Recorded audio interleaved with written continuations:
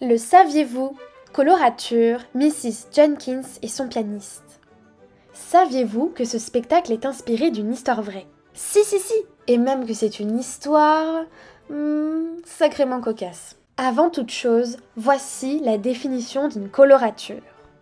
En musique classique, le terme colorature qualifie une voix virtuose, apte à réaliser des vocalises complexes au sein d'un répertoire richement orné, trilles, arpèges, notes piquées, etc.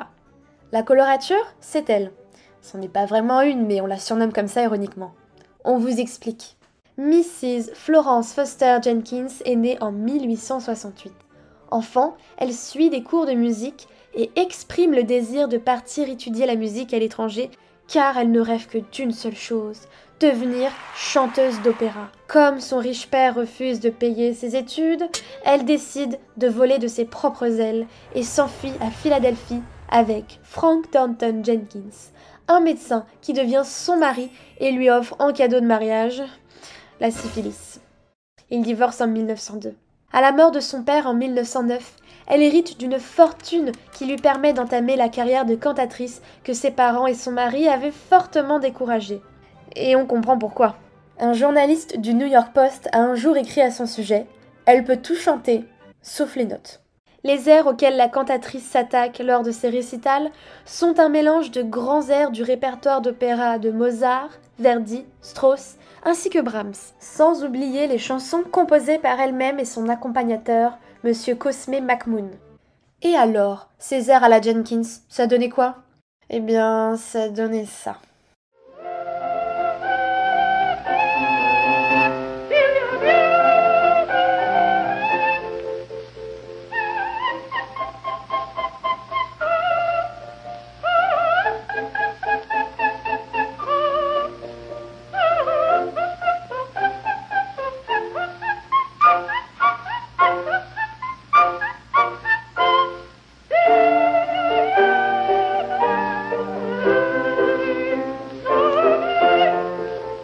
Vous l'aurez compris, Mrs. Jenkins avait un très faible sens de la gamme et du rythme et était à peine capable de tenir une note.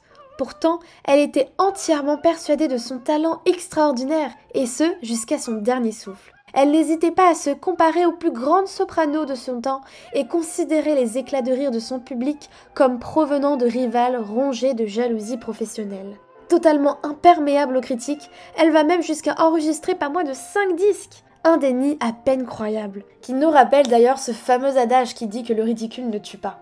Quoique, ce n'est pas ce que disent les rumeurs autour de sa mort. Et si vous voulez en savoir plus sur ce personnage culte, il existe un documentaire, Florence Foster Jenkins, A World of Her Own, de Donald Collop, ainsi que 2 films, Marguerite de Xavier Giannoli en 2015 et Florence Foster Jenkins de Stephen Frears en 2016. Avez-vous l'oreille absolue, Monsieur McMoon? Vous l'avez, l'oreille... Absolue? Oh oui.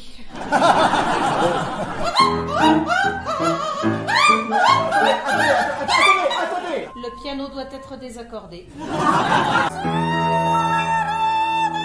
Si je ne pouvais pas totalement l'empêcher de se ridiculiser, je pouvais au moins limiter les dégâts.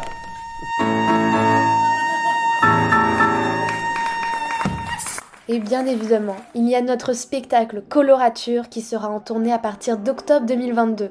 Retrouvez toutes les informations sur notre site internet. À la prochaine!